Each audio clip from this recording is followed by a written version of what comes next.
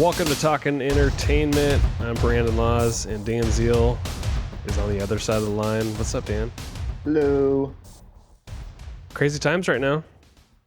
Yeah, still crazy times.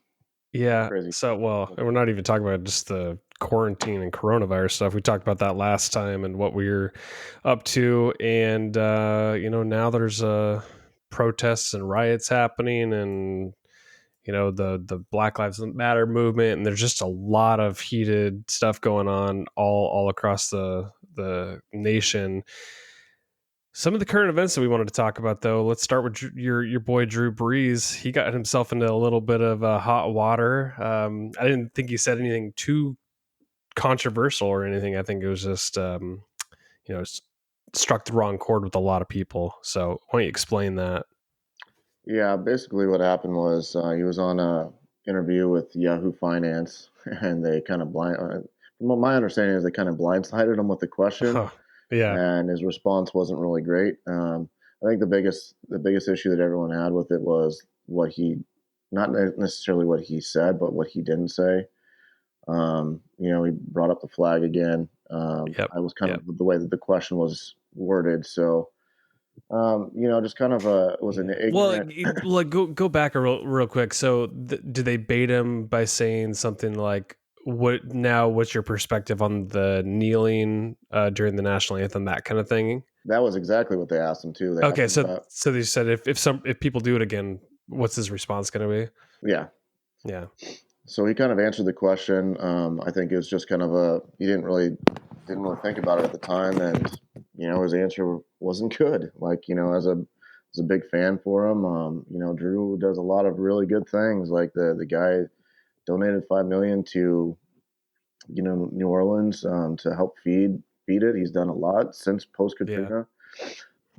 And like this was a big miss for him, and I think he realized it right away. And like the backlash that he got yeah. um, wasn't You necessarily think it was well deserved? to an extent. I mean, obviously, Yeah, I can't, speak on it because, I'm on the same side of the fence as him when looking at it. Like, but I also understand why the black community was pissed off at him, and 100%. Yeah. um, Well, I think the way he's answering it is exactly what the flag and the national anthem is supposed to be, which is symbolic for freedom, justice for all that, right? However, the kneeling was obviously a symbol for the injustice that's happening right now, and that was all it was.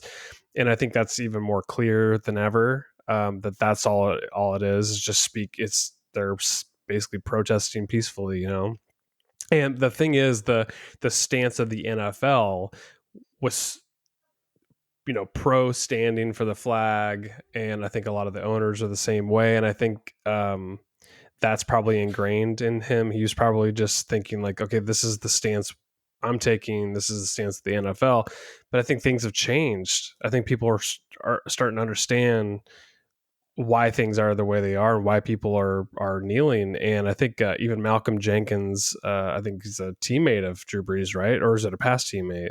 past He and now present.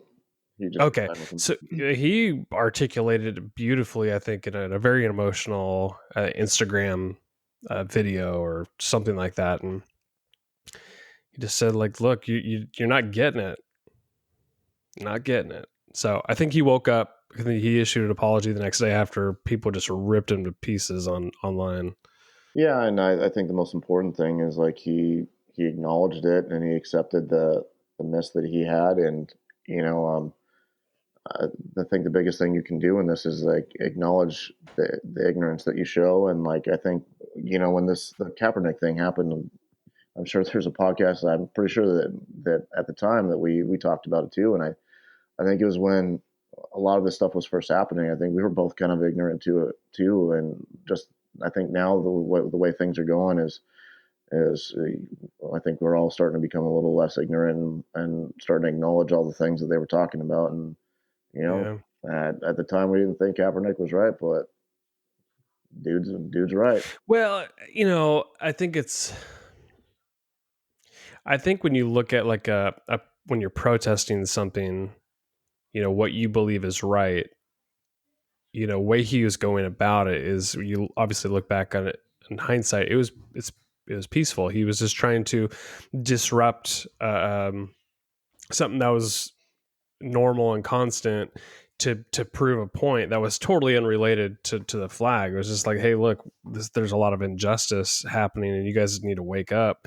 And I don't think we woke up until we had to see a horrific video online, After and the video whole after country video is after just video. like, the whole country is just going crazy. And then now there's protests, and then there's violent protests, and now I think, like, why does it have to take that to finally wake up? And I think that's where we're at right now. It's like, wow, the kneeling was nothing in comparison to now. There's just giant marches, and when people are supposed to be in quarantine, and I think people are angry, they're hurt, they're sad, they're not understanding why things can't change. And I'm with that. I tend to believe that the change has to happen in the household first. I mean, I don't think people are born racist. That seems like the easy way out. I think it's parenting. I think it's schools. I think it's communities. It's all that stuff. And I hope we get better. I hope people are waking up. Yeah, I mean, the best way to, I guess, explain it is that the only way that the next generations are going to be better is to, awaken each other and like, learn something about the other culture and experience that and make relationships because, the more relationships you make, the more understanding you'll have. Like, and I think that's the biggest Hmm. thing is that we've basically segregated so many people, and not even just like the Yeah. black community, just in general, like like the way we do with like uh, like the LGBT T community too. It's the same Hmm. thing in Hmm. general. Is like if you don't know these people and you don't surround yourself with them, like you have no idea how to relate to them. And I think that's the biggest thing is to build relationships. And I think the thing that frustrates me the most about this is like because I know how who like I don't know Drew Brees personally, but like obviously he's a somebody I He's a follow. family man. He's a from everything I've seen, he's a he's not a perfect person, but he's a fantastic person, fantastic leader. Does a lot for a lot of people, and I think that it's a good he's a good poster boy for this and how to be better. Yeah. It starts with the people inside their locker room and then like in the community, and he's doing the right things, and he's going to have to continue to prove that, like as we all are. Um, Yeah. I think the I thing that think was one of the best things we could do is say, I don't know everything there is to know about this. And I admit that I'm ignorant, or I just don't know how you feel. Like, when you're talking to somebody of color, and you say, I'm open to learning. And I think that's what Drew Brees really did in that moment, where he knew, obviously, with all the backlash, he's really screwed up. And I think he really meant it. The apology felt really genuine. yeah. Yeah, and like I said, the track record that he's got, like, he's gonna make it right. Like, there's no doubt about that. I think the thing that frustrated me the most about it was, even the days following and after he did the apologies and he talked to his teammates and talked to all these people, like ESPN and like their social media, like all they were blasting was the clickbait stuff. They were instigating the hate. You didn't see anything about the positive stuff. All you saw was the negative things and just trying to get as much clicks as they could and for the negative stuff. And it fucking pisses me off. And It like does me too. I think the one person that pissed me off the most was like the LeBron James stuff, and I don't even think he really said very much, but just the way that it was all worded is like, LeBron is. I haven't seen very much from LeBron at all during this entire thing, like outside of this tax thing that he's doing with other people, but I didn't see him doing shit for any COVID relief, and you know that if he did, he'd be out there fucking like getting all the publicity that he could, Yeah, yeah. Maybe and he's training right now. Who And, knows? and the thing that pisses me off too is like, he went out there and he did the same ignorant ass thing when it came to the China thing, right? Who did he put him who did he put in front He of? aligned himself with the owners. Yeah, this is the same shit that's going on in Hong Kong, dude. Like it's the same exact thing. Like that's why they're protesting over there. Yeah. And like It's a and like valid point. and he goes off and pops off about like Drew Brees and like it's just stupid. It just pisses me off. Like I fucking hate LeBron so much. Like I just can't do it. So that's my fucking TED talk. Like I think, not to go too political or anything, but I think times like these, they've happened across history where there's been moments in time where there's like sort of this peak moment of anger and people are doing stuff about it. And I think that is progress over time. Like you have to have these moments to realize what you don't want and where you want society to go. And in the moment they suck and they're hard. But like, thinking of the coronavirus stuff, I thought the response of leadership was awful. Um, and even at the state level, it's been awful. And of course, it varies across states, but I think those are learning moments for the political forces, and probably even like where this is a pop culture podcast, and I think even like movie theaters and the production companies, they're all going to probably change the way in which they operate. And I think when something like this catches you off guard, you have to get better. So we're evolving, and I just hope we take this as a learning moment to say, no, this is the kind of political leader we want, not this fucking asshole. Mm-hmm. So anyways, that's my soapbox. Let's talk about some movies and TV, man.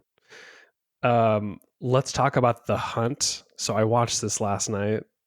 And you'd seen it before, right?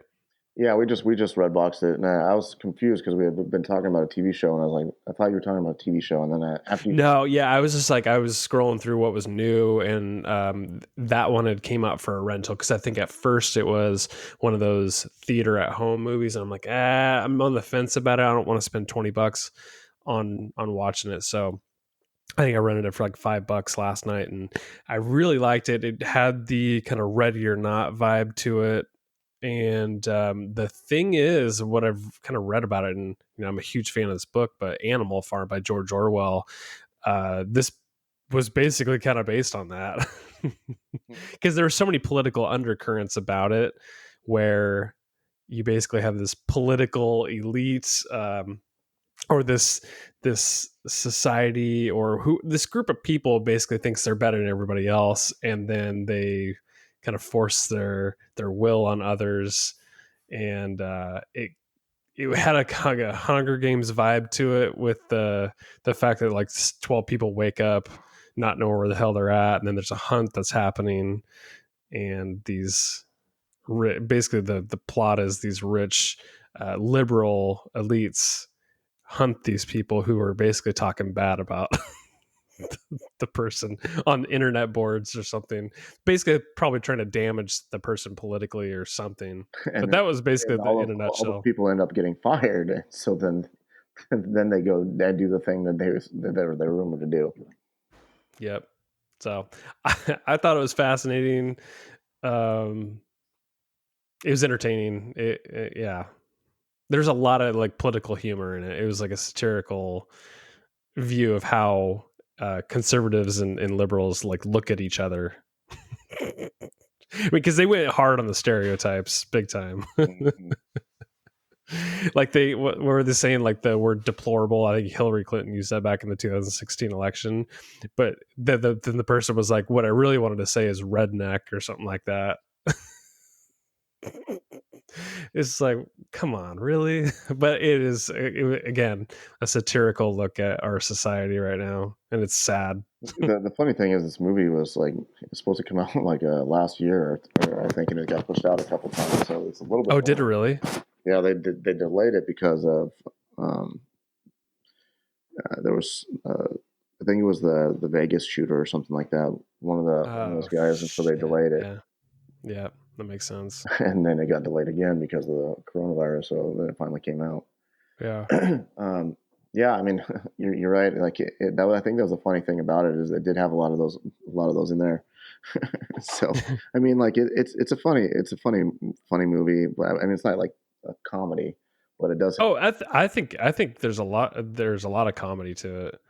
Yeah, but it's also undertone. there's I don't know what you call it, suspenseful, thrilling, or not horror, but I mean, there's some pretty graphic killing in there. Yes, there is.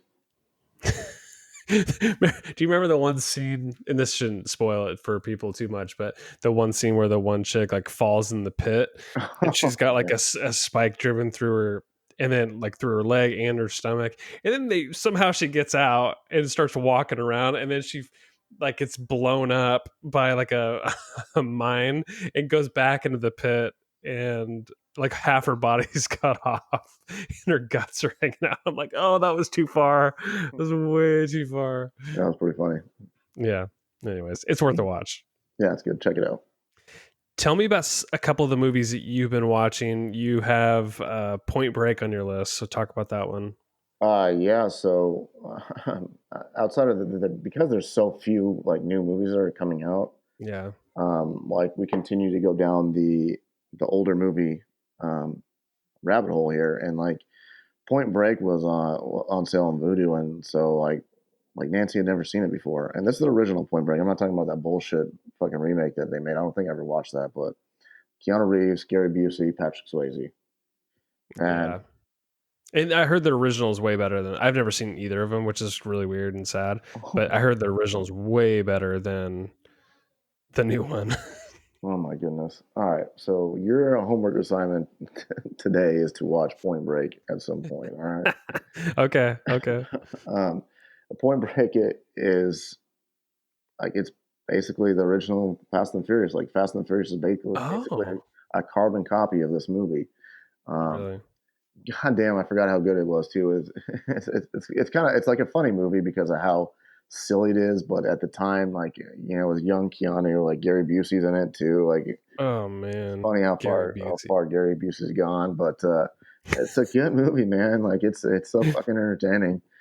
Uh, it's just it's silly, like the things that they do in the movie, but it's a classic for sure. Yeah. Awesome. Okay, I'm gonna check that out. Do you own that? Yes, Okay, good. On Vudu or yes, DVD? voodoo. Ooh, okay, good to know. You have another a couple old movies on your list. One of which I've watched recently. Let's talk about Last Action Hero, though. So like Last Action Hero is like I've been going through a lot of older movies that I've wanted to watch, and Last Action Hero is one too. Like we came out when we were young, and like I remember watching it a ton when we were younger and appreciating it because it was a great movie because it's relatable as a child, but watching it as an adult is how goddamn good this movie was. Oh, really? Oh, so you, as an adult, you're like, oh, you Oh, have much more appreciation for it. yeah, because you understand all the things you don't see when you're little, and like when you go back and Ew. watch it, like how far ahead of the time this movie was with all the meta stuff Yeah. they were doing, and like the self humor that they had, and like Arnold like making fun of his own movies and like just the Hollywood in general, and it's a great movie too, and it's directed by John McTiernan, and I didn't realize at the time, but he also directed Predator. He also directed like Die Hard. Um, Okay. so it aged super great. Like it's fucking I'll have to fantastic, rewatch dude. that. It's been years since I've watched that. That's the one with the like. There's a little kid in it, and they're running around doing whatever. Yeah, he like gets this golden ticket and ends up in the movie, and yeah, dude, like I see. it's so good. It's aged incredibly well, and like as an adult, when you go back, you're gonna like see things you don't remember, and just Yeah. just it's funny. It's a good movie. So I I've always been a huge fan of Total Recall and just Arnold Schwarzenegger in general. But I listened to a podcast, the Bill Simmons podcast, the Rewatchables or the Ringer podcast, and they did a whole Rewatchables on Total Recall, and they just I love the dialogue they had about the nuances and the scenes and all the things that I loved about Total Recall. So I'm like, I gotta watch this again. So I saw it on Vudu for like $6 and I bought it, and then I think I told you that I had bought it, and then I watched it. And just my God, so much appreciation for this movie. Just so entertaining, uh, decent acting. I mean, this is peak Arnold, right? Arnold's at the top of his game. He's like in every movie. I think he had that and Terminator and a couple other movies around the same time. And like he was on top of it. He's like The Rock is right now at that time. Yeah, Although except for Arnold. I have rock fatigue right now. So Well, that's The Rock is not even close to touching him. Like The Rock got to do like 5 movies like a year just to, and they're all shitty movies. Like when you go back and watch a Rock movie, it's not gonna be the same. Like these Arnold movies stand the test of time. yeah, I Like agree. so, it's funny. Like as you mentioned that too, is like well, growing up too. Total Recall was the one that I hated the most, and Oh no, I think that's a I have no respect for you now. I think it was just because it was so weird and like the It was alien weird. guy in the belly. Like I don't know. Like Total Well, Recall is good. let's be real. When they get to, I don't even know what they call that little Mars village or whatever, or the town where there's like it's like modern day bars and there's like a Taco Bell or Domino's or some shit in there, and you're like, what the fuck is this? There's a chick with 3 tits, and you're like, what is happening? Yeah, I don't know. Like growing up, like I said, like Total Recall was not my favorite one to go to, but like I haven't seen it in a long time, and so I probably need to watch it. Like I don't think that Nancy's ever seen the original Total Recall. Like I've seen parts of the Colin Farrell one, and I won't even fucking try to watch that Colin one Farrell one, I think I watched it all, but again. it was not as good. I mean, it's sort of a different storyline, really. But I like this because it was so much cool sci-fi to it, especially for its time. And this came out what in late '80s or something like that. I think it was probably 90s. A lot Oh, of these was it? movies are Okay. 90s. Yeah. Um, so the one I would suggest, and this is the next one that I want to go back and rewatch, is True Lies. Oh, that's a great one. I actually started watching that the other day, and then I think I just fell asleep. I got tired and felt. Hey, it was like, I got to turn this off. I'm just tired. Yeah, But yeah, I've been making a list of movies like on Vudu that I want to go back and watch. So the other day last week we watched The Den of Thieves again on Netflix, and so um, Heat is one that is on my list. I have never seen that before. So I Uh, need to watch Point Break and Heat. Those are my two that I need yeah, to so see. Heat is on one of the movies that's on my list because I don't think Nancy's seen it either. But Heat is inspired a lot of video games, a lot of movies, Yeah, yeah, like Captain America: Winter Soldier is actually heavily influenced by Heat, especially like that scene with Samuel L. Jackson in the car. Um, yeah. Heat is So a fantastic movie. It's Heat is long, but it's De good. Niro and Pacino, right? Correct, and it's got Val Yeah. Okay. Kilmer Val also. Kilmer. Yeah. Yep. Okay. Those. That's my homework. I will watch Heat and Point Break. Yes, I own Point Break, so that one's easier Okay. than Good. Heat. Yep. Okay. Let's talk about a few shows before we wrap up. So I've watched. I've basically been spending some time watching a couple different shows. One called Power Stars. It's I told you about a long time ago. yeah, and I didn't really know what it was or how to access it, but then I got Hulu, which has access to Stars for some fucking reason. I don't know how I ran across it, but I'm like, oh, I'll give this a try. So I knew 50 Cent was the executive producer and he acted in it. And I just started listening to 50 Cent's autobiography, which is phenomenal, by the way. I It's saw the so film. good. We were at It's Target today. so freaking good. I highly recommend it. He's so much more business savvy than I would have thought. He doesn't you did not. Tombstone. Okay, for nobody can see us, but Dan bought the Tombstone book. So is it based on the movie itself, or No, from my understanding, this is a nonfiction book. oh no? Wait, so who wrote it? Tom Clavin. So is it about Wyatt Earp? The Earp Brothers, Doc Holliday, and the Vendetta Ride from Hell. Wow. Okay, you got to read that and let me know how it is. That sounds really interesting. So anyway, so yeah, I've been watching Power, and then I stopped for a little bit, and I started watching this show called All American on Netflix, and this is about a football player in high school from Crenshaw, You know who it is, right? Spencer Passenger. He played for the Ducks and the New York Giants. Oh, well, that's based on a real person. Yeah, he's a wrote it, producer on it. I knew it was based on like true events. I didn't know what the No, it's his who life. was. His life. Huh. Interesting. So yeah, so this is, it's based on a real story, but like, but I thought it was really interesting. So like this kid from Crenshaw, great football player, and then he basically gets a chance to go play in Beverly Hills, and he gets uprooted and basically spends 5 days a week living with this family in Beverly Hills, and he's kind of commuting back and forth on the weekends to see his actual family in Crenshaw, meanwhile staying with this very, very wealthy family. And just there's all these kind of like underlying stories and things like that, but like I love the football part of it. I love the fact that this kid, hopefully he's like this in real life, but it seems like he's an activist in a lot of ways, like really trying to do good in his community, and fighting off gangs and stuff like that. So that I really appreciated that part, and the dialogue's really good too. It's a feel good for sure. Yeah, I've had some Twitter interaction with him, a few times. This was a while ago, but he's always been a good dude. Yeah, like I said, Well, how old is this guy then? Is this all kind of fresh? oh yeah, he When did retired. he play for the Ducks? I think it was during the Mariota era. Huh. I think he won a Super Bowl ring with the Giants.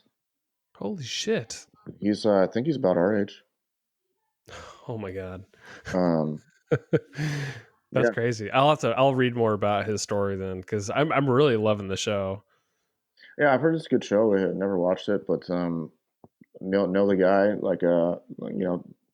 talk with him and stuff like that. He's a Cool. cool dude.